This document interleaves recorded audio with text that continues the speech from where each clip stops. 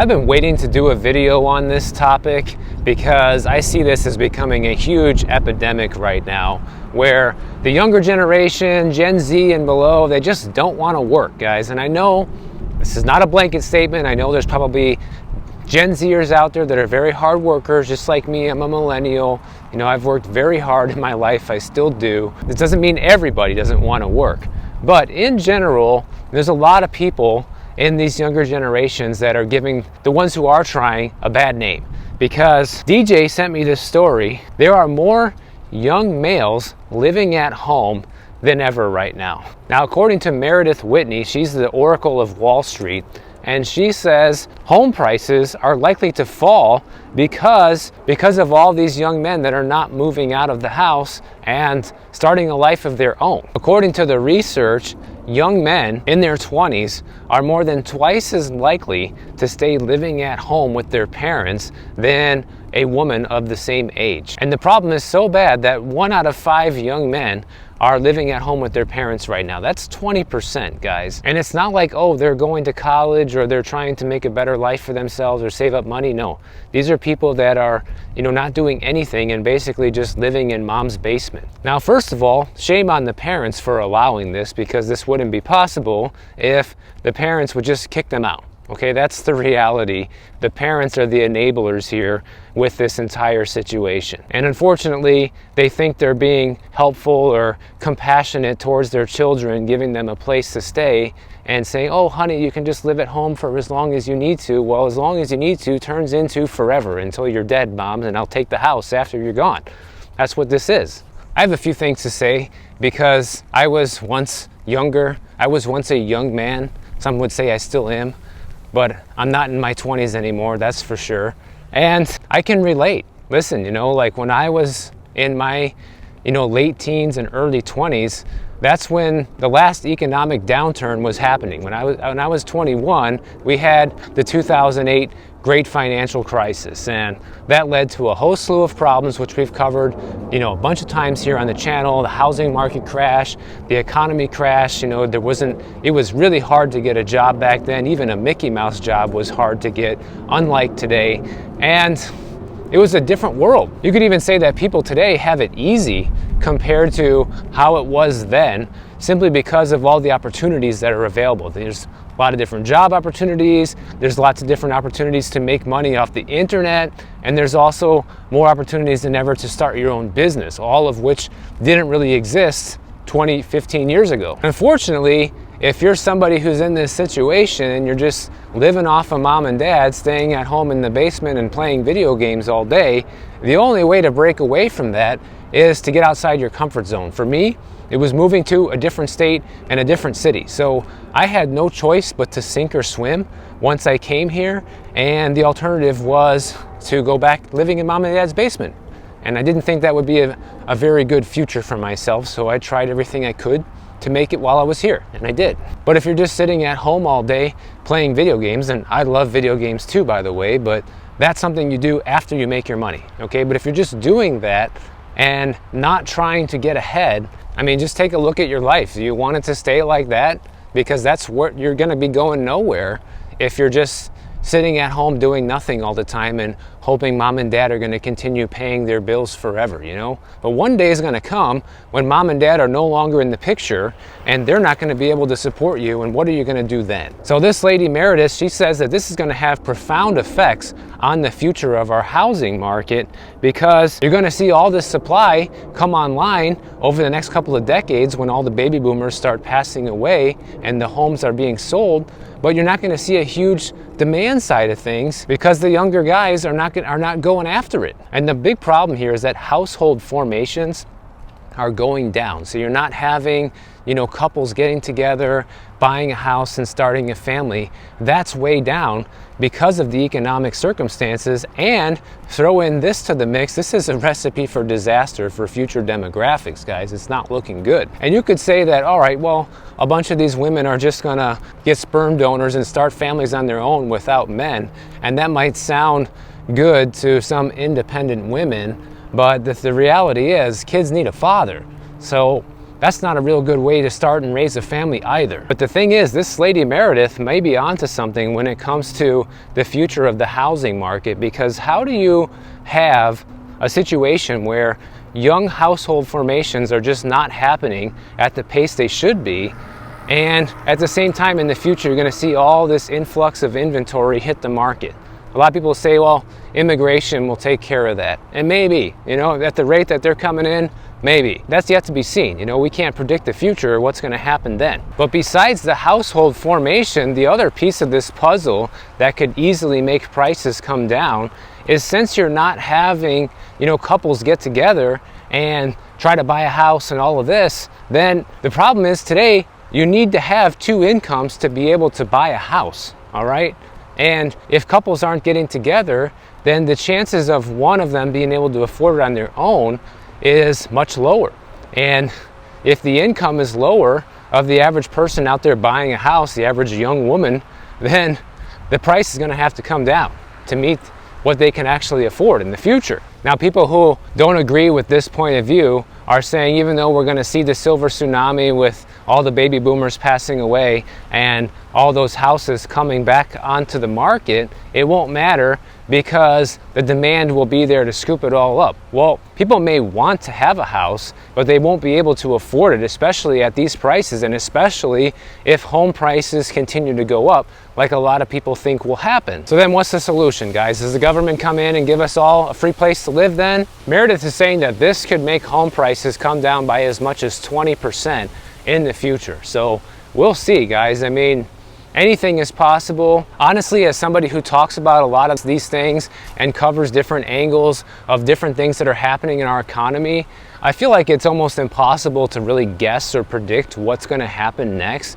because there's so many curveballs, Like back in 2019, for example, I predicted that home prices in Miami were going to continue going down because they already were coming down for the past year or so at that point. And I said it's probably not a good time to buy in Miami. However, a curveball got thrown at us known as the pandemic in 2020, which made home prices here go parabolic. The problem is with making predictions and guessing what's going to happen next is we can only guess what's going to happen next based on the current information we have. We can't foresee the things that haven't happened yet. And so I think this is a definite possibility. And it's also possible that the government just gives all the illegal immigrants a free place to live and they take up all the houses. I don't know. Who knows what's going to happen? At least that's what a lot of you guys say in the comments. But the other problem we're seeing with home prices right now in general is that you see these big broad headlines like home prices went up 6%, as of January's Case-Shiller home price index numbers. But the problem is that's only across 20 or 25 different metros that they track in the entire country. And those tend to be the most popular places that people want to live, first of all, big city centers where home prices generally do go up because that's where all the jobs and opportunities are and people are moving to those areas.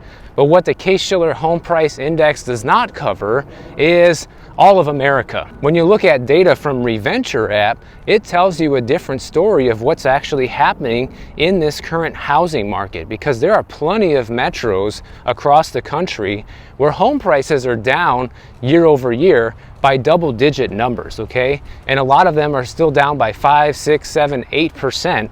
And there's more than 100 metros, I'm gonna scroll them here on the screen so you guys can take a look at all of them, that are down year over year right now. Some by a lot, some by a little. And in many of these cases, for a lot of these metros, those losses year over year are on top of year over year losses from the previous year. So a lot of these cities are seeing major home price declines, but you don't see that on the news. You're not going to hear about it because there's these unknown cities like Pecos, Texas being the number one. You have Clarksdale, Mississippi on there as number 3. You have Johnstown, Pennsylvania. You never hear about these places on the news. They're not going to tell you that home prices are down almost 14% year over year in Johnstown, Pennsylvania. You're never going to hear about that.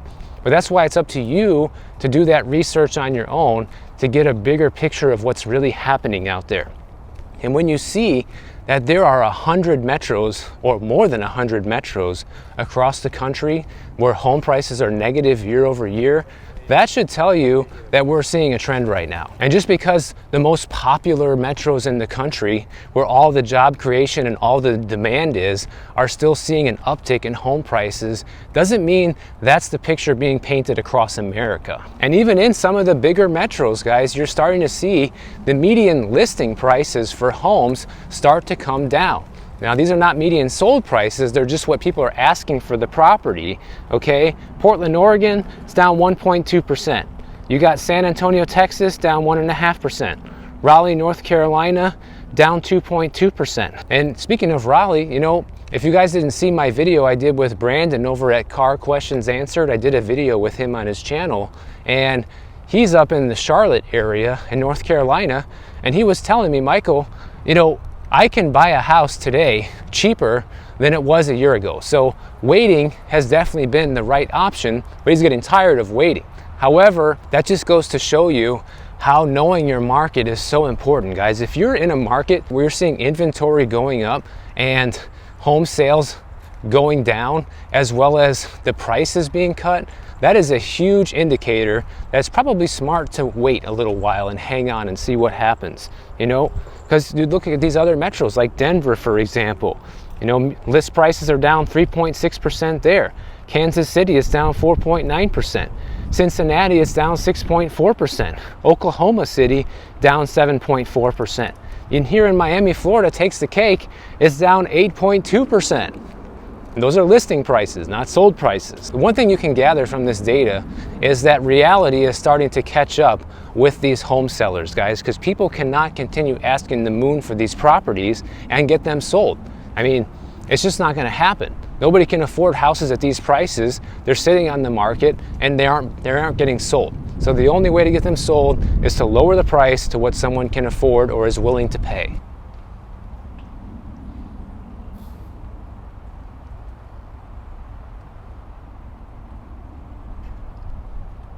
But you know, going back to the story at the beginning here about the younger generation not wanting to work and having all this inventory come up, like, yeah, you're gonna see people want those houses, but they're not gonna be able to afford those houses because they wasted their 20s doing nothing, you know?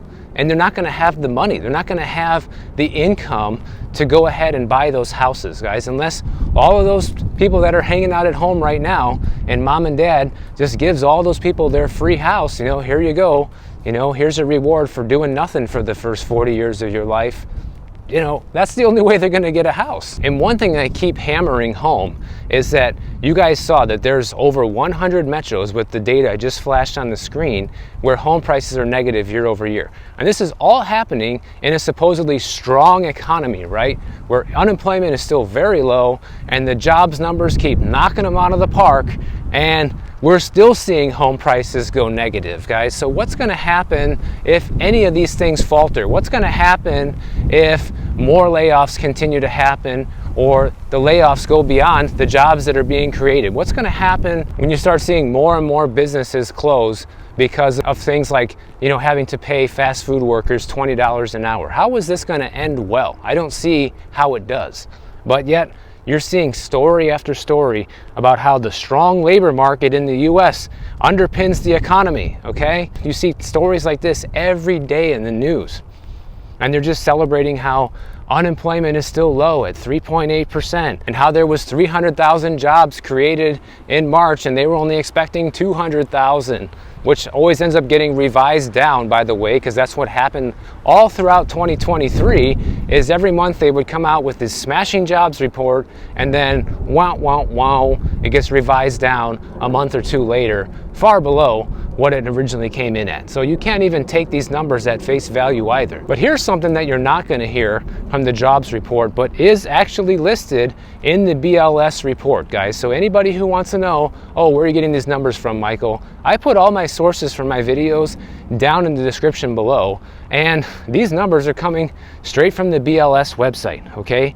What you might not know is that out of those 300,000 jobs that were created, 71,000 of them are government jobs, okay? That's the number one category for all the jobs that were created were government jobs. So clearly, they're doing their part to goose the system here. That's like 20% of the jobs creation just from the government alone. And then in the BLS report, if you dig deeper, what you'll also find is that there are 6.4 million people unemployed. Oh, unemployment's low, only at 3.8%. Well, that's 6.4 million people in the country without a job, okay? And there's 4.3 million people who are just working part-time. And then there's an additional 5.4 million who want a job but are not in the labor force for whatever reason. They couldn't take a job, whatever their excuse is, probably the same as the guy who's living in mom's basement's excuse. So if you add all that up, guess what? That's 16 million people who are either unemployed, part-time, or who want a job. That's a lot of people who are not making the money that they need to right now. And let's face it, guys, even the people who are working full-time and do have a good job are struggling to make it because of how expensive life has gotten. And there's all kinds of funny business happening in our economy today.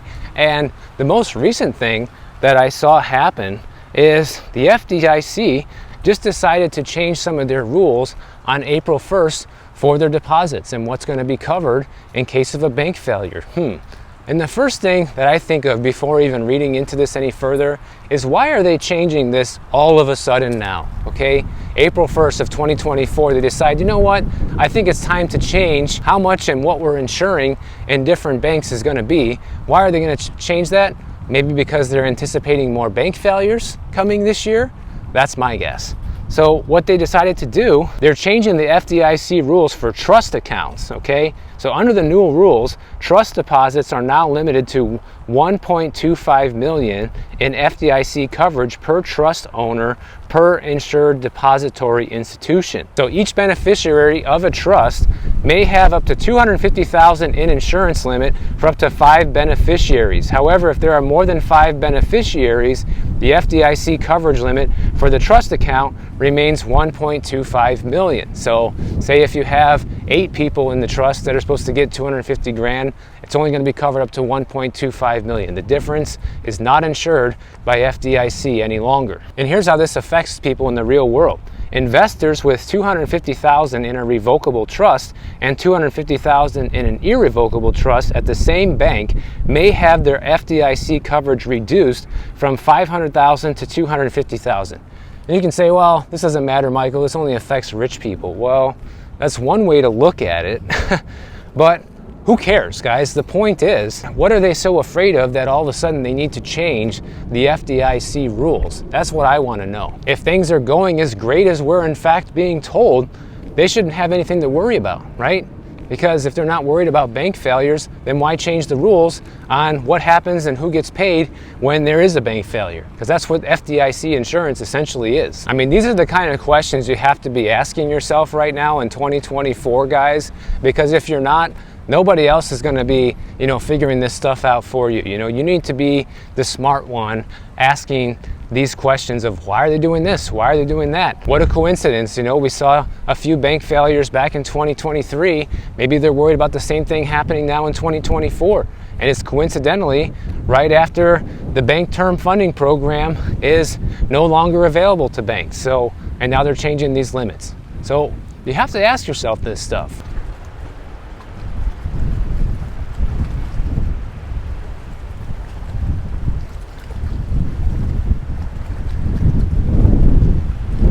One question I keep asking myself is, why is it not a major crime for all of these companies to share all of our information, guys, without our consent? Maybe we did give our consent when you sign a waiver form or you sign one of those I agree to the terms of service forms or something like that. But the reality is nobody reads all that stuff, and you're not allowed to use any company or service without signing off on this stuff either. Or sometimes just by forming a relationship with a company, you're automatically enrolled in this kind of thing without your knowledge. And here's what I mean. Here's the latest example of this, okay? I got this letter in the mail. You've probably seen these letters before, but this one's from my mortgage servicer, SPS Mortgage, okay? They're my mortgage servicer, and they sent me this thing in the mail where I have to mail them back a form telling them I don't want them to share my sensitive information. And wait till you see what the sensitive information is that they're talking about here. It says the types of personal information we collect and share depend on the product or service you have with us. This information can include social security number and income, account balances and payment history, credit history, and credit scores.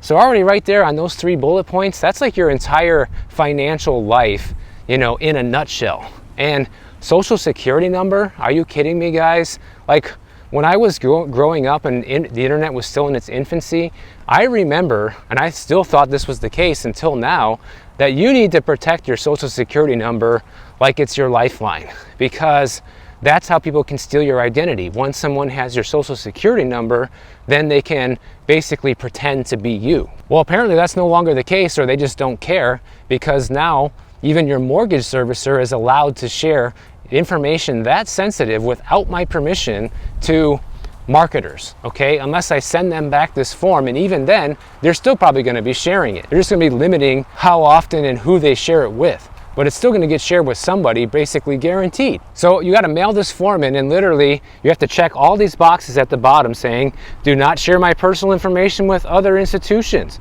Do not share information about my credit worthiness. Do not allow affiliates to use my personal information to market to me.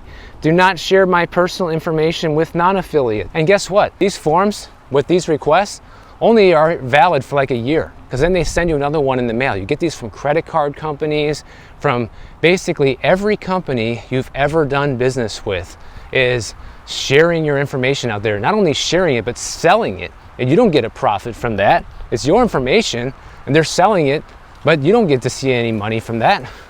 All you get is nonstop marketing, spam, phone calls and texts and emails, and people stealing your identity. That's what you get from this. So the question I keep asking myself is, how is this not completely against the law and highly illegal? Why is this allowed? It even says right on here at the very top, federal law gives consumers the right to limit some but not all sharing. Federal law also requires us to tell you how we collect, share, and protect your personal information. So first of all, no one's protecting it, because every single week you see, dozens of cyber attacks and, data breaches and companies getting all their information stolen. The big one recently that happened was AT&T, over 40 million people's data stolen. Like at this point, I'm pretty confident that pretty much everyone's data has been stolen at some point from someone. Unless you're completely living under a rock and off the grid, your data has been compromised by now. So how is this not completely illegal? I don't know. It's funny that these guys can collect all this sensitive information from you, and then once it gets stolen and held for ransom, there's no consequences. They're not held responsible, and if there is a lawsuit or a fine, you end up getting a $5 check in the mail, in 2 years from now, once the lawsuit is settled. Oh, that's going to help me a lot when somebody just stole my social security number and knows where I live, and my mother's maiden name and all this other stuff. Now they're pretending to be me opening up credit cards. But if you're a young guy living at home with your mother, with your parents right now, get off your ass, get out there and get to work. Grow some balls, find a girl, move in together, live happily ever after. That's my message for the day. So if you guys enjoyed this video, subscribe to the channel, and if you don't want to wait for my next video to come out, check out this one on the screen right over here, and I'll see you in the next one.